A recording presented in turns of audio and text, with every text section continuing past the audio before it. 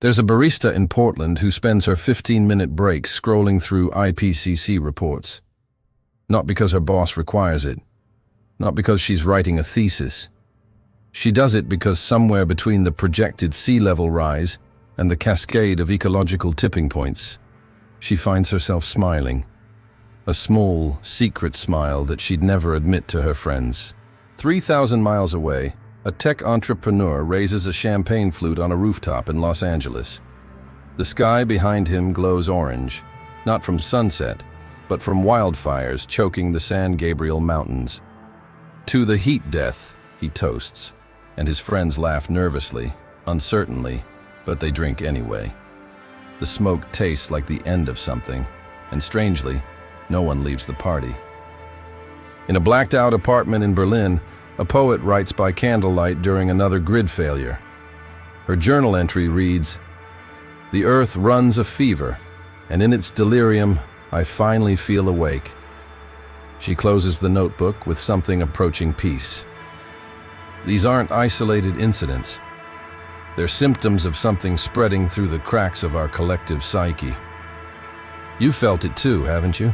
That late-night moment when you refresh your feed one more time, hunting for the latest extinction headline, the newest climate catastrophe. And when you find it, when the news confirms that yes, it's worse than we thought. Yes, the models were too conservative. Yes, we're hurtling toward the point of no return. There's something else underneath the dread. A twisted sense of relief. A quiet exhalation. Almost like freedom. We live in a world that screams a simple binary at us.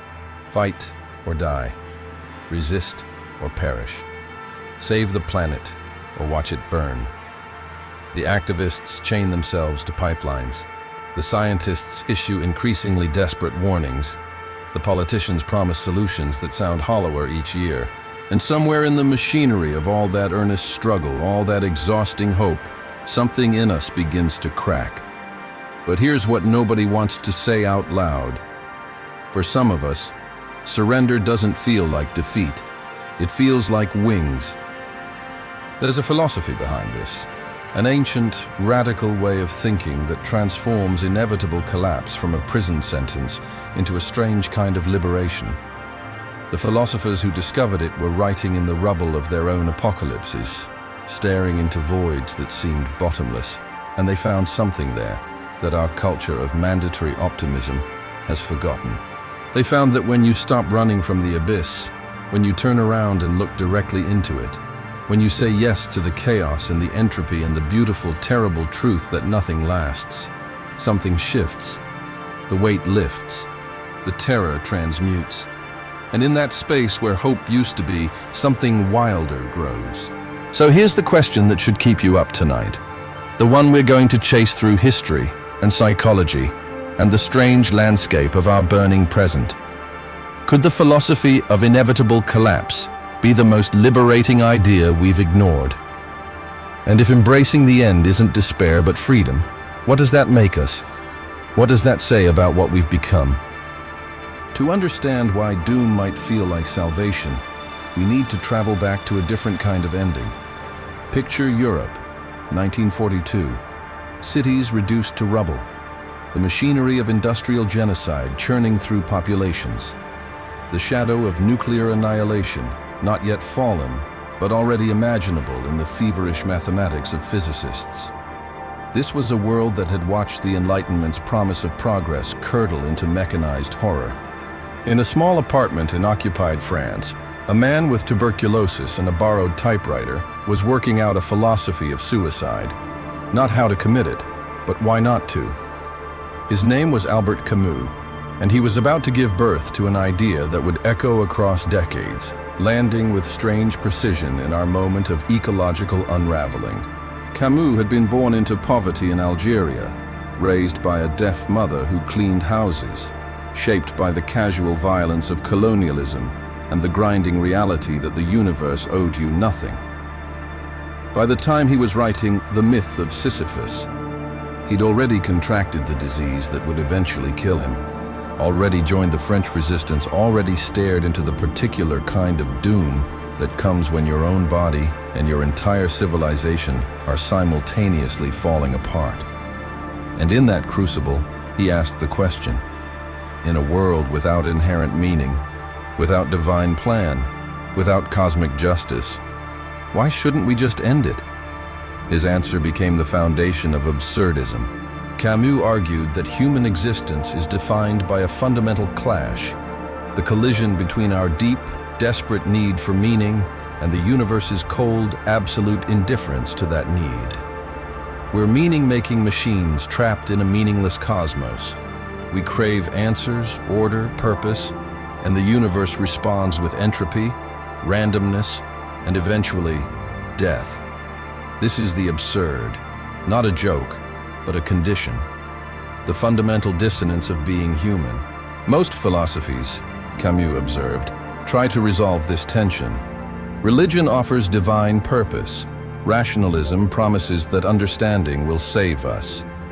Even nihilism provides a kind of answer by declaring that nothing matters, so why struggle? But Camus saw all of these as escapes, comforting lies, bad faith. Instead, he proposed something more difficult and more honest. Accept the absurd. Embrace it. Don't look away from the meaninglessness, but don't surrender to despair either. Live in full consciousness of the void, and rebel against it not by denying it, but by living anyway, fully, deliberately, defiantly. He gave us the image that would define this philosophy: Sisyphus, the figure from Greek mythology condemned by the gods to push a boulder up a mountain for eternity. Every time he nears the summit, the boulder rolls back down. Every time, he must begin again. No progress, no escape. Just the endless, futile repetition of meaningless labor. It's a perfect metaphor for human existence, Camus argued. And here's the radical move. One must imagine Sisyphus happy. Happy. How could he possibly be happy? Because Sisyphus knows. He sees the situation clearly, without illusion, without false hope, that this time will be different. And in that clarity, he finds his freedom. The gods thought they were punishing him, but they gave him something else. A task that's entirely his own.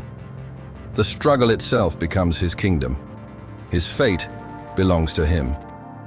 Camus wrote, "The absurd man says yes, and his effort will henceforth be unceasing.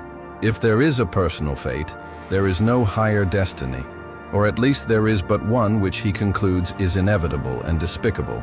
For the rest, he knows himself to be the master of his days." Notice what he's doing here. He's flipping the script on doom. The future is inevitable and despicable. Yes, accept that.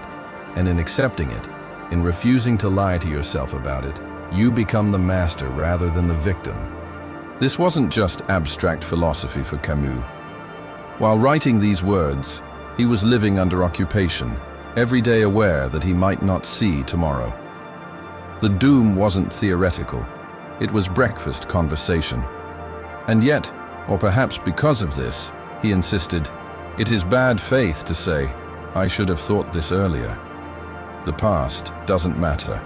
The future is uncertain and probably terrible. All you have is now, and the question of what you'll do with it.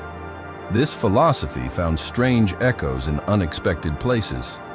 A few years later, across the Atlantic, a man named Aldo Leopold was formulating what would become the foundation of environmental ethics. His 1949 masterwork, A Sand County Almanac, argued for a land ethic that recognized humans as part of nature's cycles, not masters of them.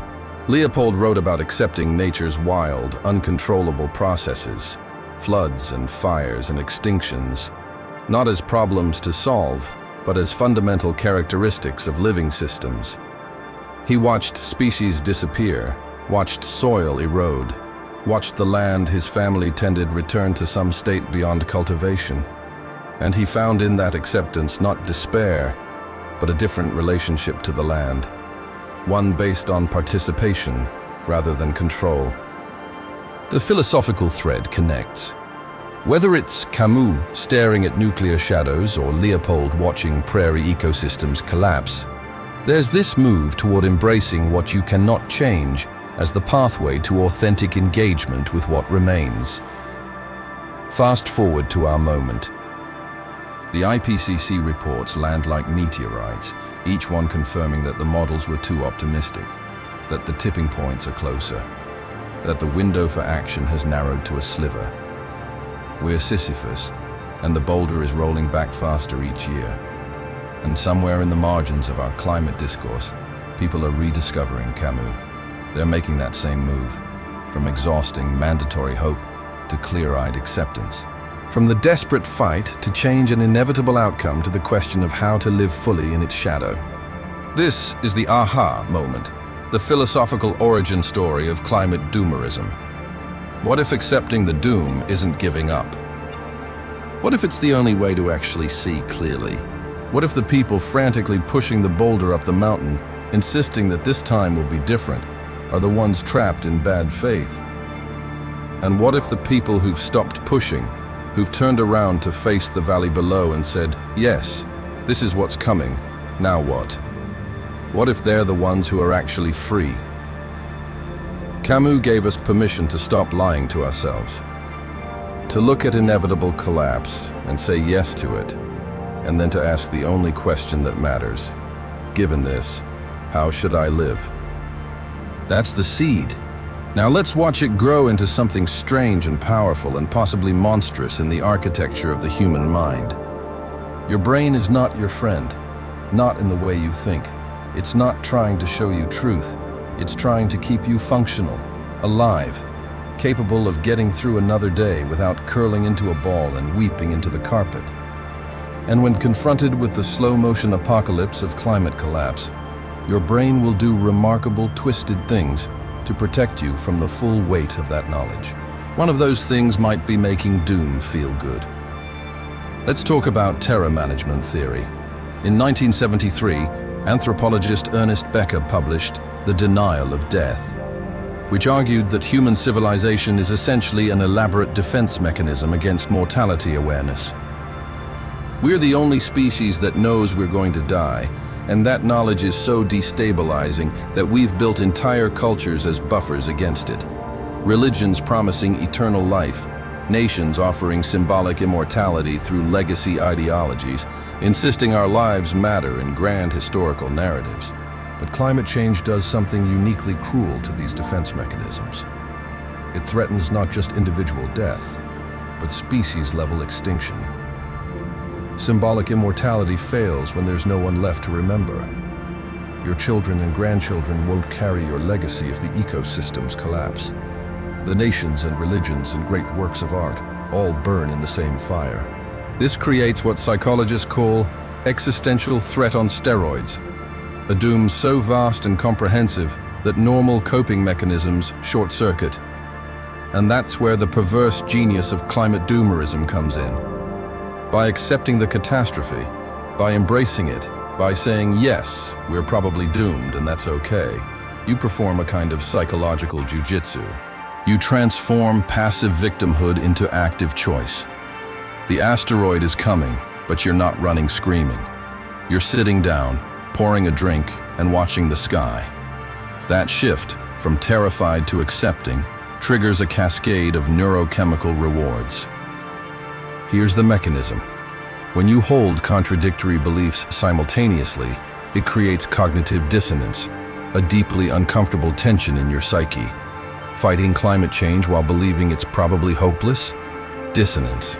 Trying to live normally while knowing collapse is coming? Dissonance. Every recycled bottle, every electric car purchase, every flight you take for a friend's wedding becomes a tiny civil war in your skull. Cognitive dissonance doesn't just feel bad abstractly. It manifests as real stress. Elevated cortisol, disrupted sleep, a constant low-grade anxiety that colors everything. Your brain desperately wants to resolve this tension. There are two main ways to do that. Change your behavior to match your beliefs, or change your beliefs to match your behavior. Changing behavior is hard.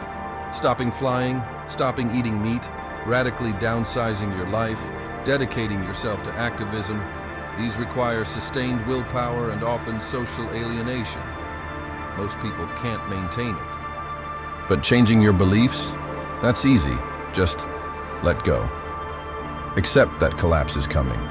Accept that individual action is meaningless against that tide. Accept that the systems are too entrenched, the tipping points too close, the political will too absent. And the moment you do, the moment you genuinely accept doom, the dissonance dissolves, the tension releases, your brain floods with relief. It's not metaphorical. Studies on meditation and acceptance-based therapies show that surrendering control over uncontrollable outcomes activates the brain's reward centers. You get a dopamine hit from letting go.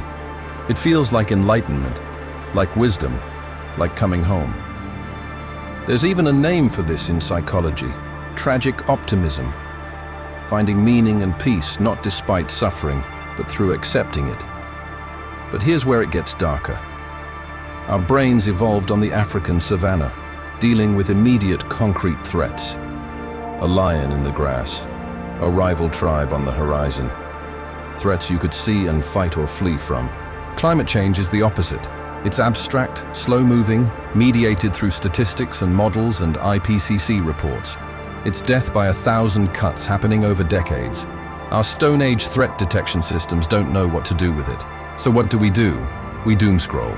We refresh the news. We dive into forums cataloging every new terrible milestone. We watch documentaries about species extinction and ice sheet collapse. We're foraging. That's the evolutionary impulse. But we're foraging for information about a threat we can't fight or flee. It's futile. And on some level, we know it's futile. But the activity itself, the scrolling, the reading, the absorbing of catastrophe, it creates a feedback loop. You're doing something. You're staying informed.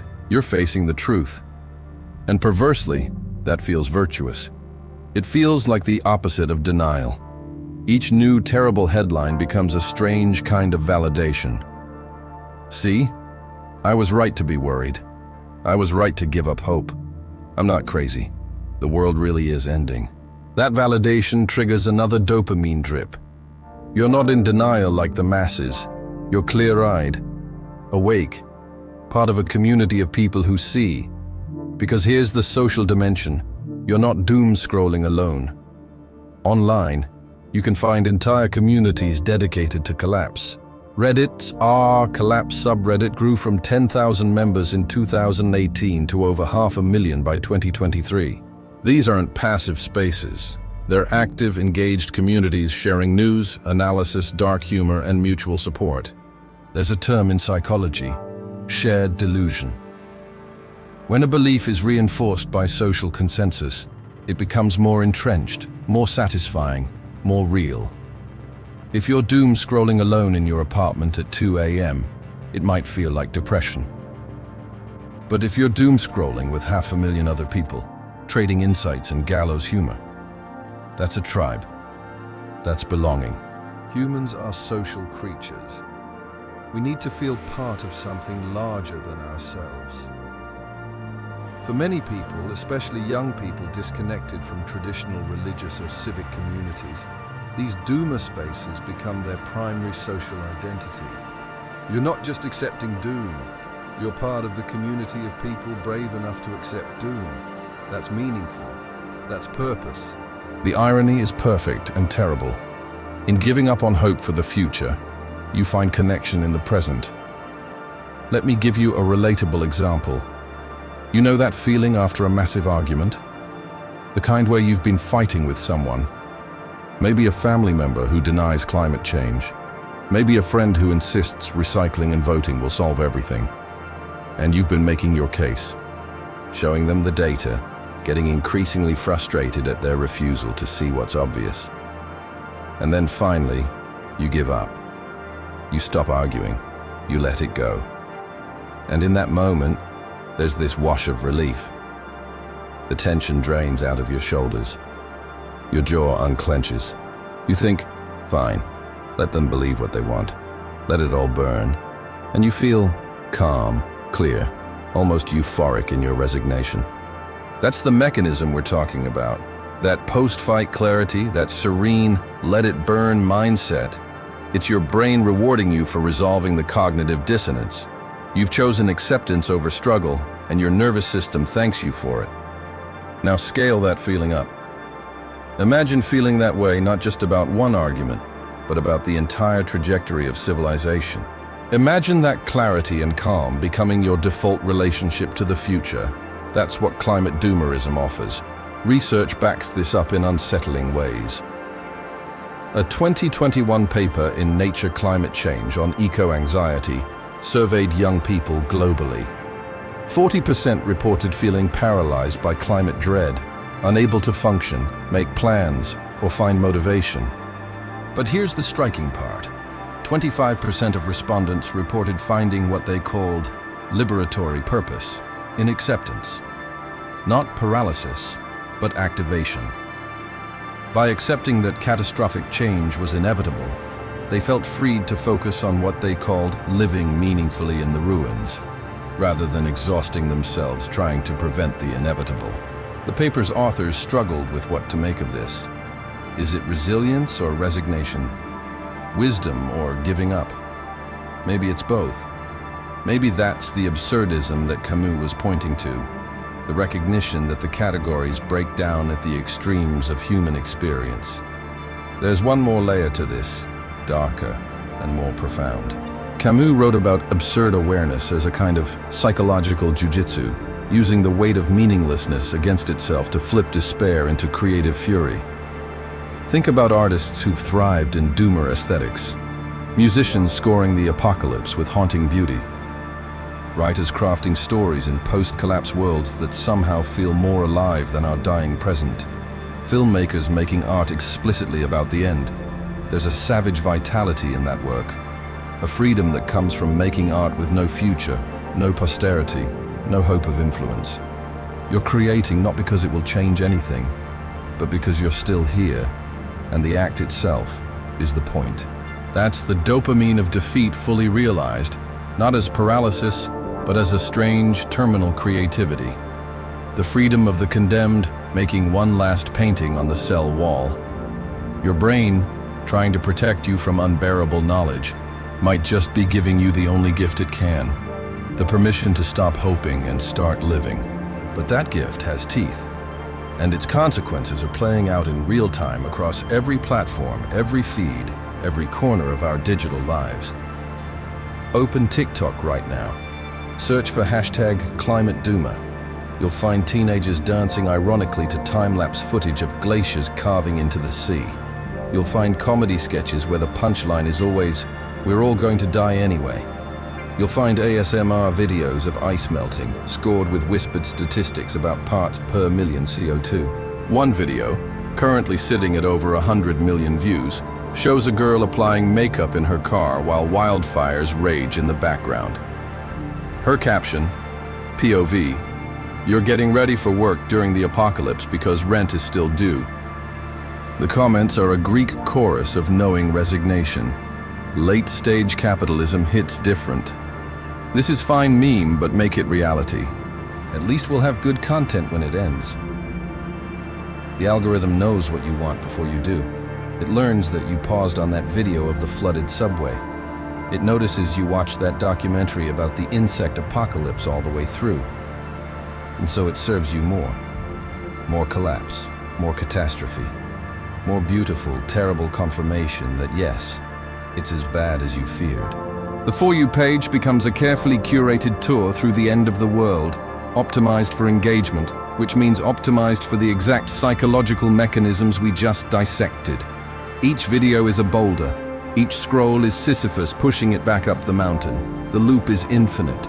And the most insidious part? It doesn't feel like doom scrolling. It feels like community, connection. Finally, people who get it. But let us zoom out from the phones and look at how this philosophy has jumped from individual coping mechanism to political movement. In 2018, a British sustainability professor named Jem Bendell published a paper titled Deep Adaptation, a map for navigating climate tragedy. It wasn't peer-reviewed. It was explicitly written for a general audience, and it went viral in a way academic papers almost never do. Bendel's thesis was straightforward and radical. Climate collapse is now inevitable. The question isn't whether we can prevent catastrophe, but how we adapt to life during and after it. He proposed a framework. What do we need to relinquish? What do we need to preserve? What do we need to restore? The paper framed collapse not as a problem to solve, but as a context to accept. And it was downloaded millions of times. It spawned workshops, conferences, entire organizations built around deep adaptation. EU policymakers began citing it in debates about the European Green Deal, using it to justify everything from radical degrowth policies to, more cynically, abandoning emission targets as hopeless. Critics called it defeatist. Supporters called it honest. But notice what it did. It took personal doomerism and made it systemic. It gave people permission to stop fighting losing battles and start building lifeboats. Elsewhere on the political spectrum, the eco-modernist movement was mounting its own response, insisting that technology and growth could still save us, that collapse wasn't inevitable, that doomerism was a self-fulfilling prophecy. The debate became vicious because the stakes couldn't be higher. If you believe collapse is inevitable, you act very differently than if you believe prevention is possible. Different policies, different investments, different ways of living. And caught in the middle are the activists, the people who've been fighting this fight for decades. Survey data from 2022 on climate activists in the Fridays for Future movement is quietly devastating. Self-reported burnout rates above 70%, depression diagnoses spiking. Many young activists describing a crisis of faith, years of striking, organizing, begging governments to act, only to watch emissions continue rising. Some of them are arriving at the same place our barista and tech bro and poet did. Maybe the fight itself is the problem. Maybe acceptance is the answer. You can see it in the protest chants that have started shifting. Less, what do we want? Climate justice. When do we want it? Now. And more ironic performances of despair. Signs reading, "Cool planet, bro," and "At least the dinosaurs didn't see it coming." It's absurdism made flesh, Camus, at the climate march. The protesters know the protest won't work. They're protesting anyway. Not because it will change the outcome, but because the protest itself, the act of showing up, of bearing witness, of doing the thing in full knowledge of its futility, that's the revolt. That's the point. Meanwhile, in the intimate spaces of daily life, doomerism manifests in stranger ways. There's a growing movement called collapse gardening, people planting food forests and permaculture systems explicitly designed to survive and provide after industrial agriculture fails. They're not gardening to supplement grocery shopping. They're gardening for the after times. One woman in Vermont described her practice to a local paper. "Every seed I plant is an act of defiance.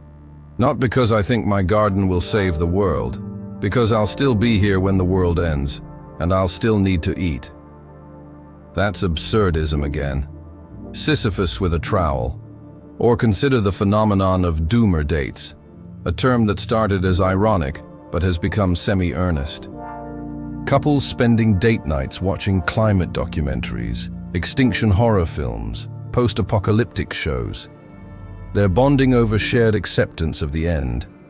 One Netflix user review for a climate documentary reads, "Watched this with my girlfriend. By the end, we were both crying, then laughing, then talking about which skills we'd need to learn for the collapse. Best date night we've had in months. 5 stars." The merch economy has caught up. You can buy t-shirts reading it's fine, with graphics of Earth on fire. Mugs that say, "I'm not pessimistic, I'm realistic." Stickers declaring, "Society is crumbling and I'm here for it." It's dark humor as armor. It's commodified acceptance. And it's selling. A 2023 Yale poll found that 59% of Americans feel hopeless about climate change. That's not fringe anymore. That's the majority. But here's where the global dimension matters. This isn't just a Western phenomenon. Indigenous communities have been living with apocalypse for centuries. Colonization, genocide, ecocide. Many indigenous philosophies already contain what Western thought is discovering: cycles of destruction and renewal. The Hopi prophecy speaks of the transition from the fourth world to the fifth world through fire and upheaval. For these communities, the Doomer framework isn't new or liberation, it's lived history, and their response has often been different. Not acceptance as endpoint, but acceptance as clearing ground for rebuilding. There's a crucial difference between "we're doomed so nothing matters" and "we're in collapse, so everything we do now shapes what comes next." But Western doomerism tends to flatten that distinction.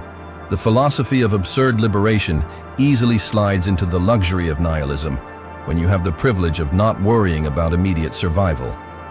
And that brings us to the darkest dimension of this phenomenon: the way that doomerism, for all its psychological relief and philosophical coherence, can become the most elegant justification for doing nothing. Behavioral economists have a term: moral licensing. It's when doing one good thing gives you psychological permission to do something bad. Buying organic groceries makes you feel virtuous enough to splurge on a flight to Bali. Donating to environmental charities makes you feel okay about keeping your SUV. But what if accepting doom is the ultimate moral license? I've faced the truth. I'm not in denial. I'm clear-eyed about our trajectory. Therefore, my carbon footprint doesn't matter. My consumption doesn't matter. Trying to change doesn't matter because the outcome is already decided. Acceptance becomes justification. Liberation becomes paralysis dressed in philosophical clothing. A Reddit user in RR Collapse put it starkly: once you accept that we're fucked, you realize that your individual choices don't matter at all. So I stopped recycling. I stopped worrying about my impact. If the ship is sinking, I might as well enjoy the buffet. That comment had thousands of upvotes. This is the shadow side of our insane philosophy. The place where Camus's defiant acceptance curdles into passive nihilism. Where the freedom to live authentically becomes the freedom to consume without guilt. The algorithm doesn't care about that distinction. It just knows that doomer content gets engagement. So it serves more glacier calving, more wildfire footage, more ironic dances on the grave of civilization. Each video another hit of validated despair. Each scroll another turn of the wheel. Sisyphus, but he's on TikTok, and he's smiling for the camera. So here we are. We've traced the thread from Camus' occupied France to your doom scrolling at midnight, from Sisyphus's boulder to the barista's secret smile, from terror management theory to TikTok's "this is fine" memes. We understand now how an idea born in the rubble of World War II found its way into our collective nervous system. How acceptance of doom could feel like the first honest breath you've taken in years. How your brain, in its desperate kindness, transforms catastrophe into dopamine, paralysis into purpose, ending into strange beginning. But understanding the mechanism doesn't answer the question at its heart. Now what? Because here's what Camus actually said, the part that gets quoted less often. The absurd does not liberate, it binds. Accepting the meaninglessness of existence wasn't the endpoint for him. It was the starting line. The whole point of imagining Sisyphus happy wasn't to make peace with futility. It was to strip away the comforting lies so you could see what remains when everything else is burned away. And what remains, Camus insisted, is the choice of how to live in the space between accepting that nothing matters and deciding to act as if it does anyway. That's the revolt, not acceptance alone, but acceptance wedded to defiant action. The climate doomers scrolling through apocalypse footage at 2 a.m. have completed the first half of that equation. They've stripped away the lies. They've faced the boulder rolling back down. They've said yes to the absurd. But saying yes was never supposed to be the end. It was supposed to be the clearing of space for something else. So let's ask it directly. Is your doomerism liberation or just prettier chains? When you accept that collapse is coming, what are you doing with that acceptance? Are you planting seeds in scorched earth, building community, creating beauty in the ruins, loving harder because time is short? Or are you using it as permission to check out, to scroll, to consume, to watch the fire spread and call it enlightenment? Because here's the uncomfortable truth. Both responses come from the same philosophical root. Both can claim Camus as their patron saint. The difference isn't in the philosophy, it's in what you choose to do with it. There's a moment in every disaster film when the characters realize that rescue isn't coming, that the cavalry isn't appearing over the hill, that they're on their own with limited resources and a closing window. Some of them give up, sit down, accept death. Others start moving, start building, start fighting, not because they believe they'll win, but because fighting is what they choose to do with the time they have left. Same information, same doom, different revolt. The question isn't whether collapse is coming. Maybe it is. Maybe we've already crossed too many tipping points, triggered too many feedback loops, baked in too much warming. Maybe Bendel and the deep adaptation crowd are right that prevention is impossible. But even if that's true, especially if that's true, then the question becomes, what do we build in the shadow of that knowledge? Because the shadow is where we're living now either way. The only question is whether we're dancing in it or just standing still. Think about the Vermont gardener planting seeds while ice sheets collapse. She's not deluded. She knows her tomatoes won't reverse ocean acidification.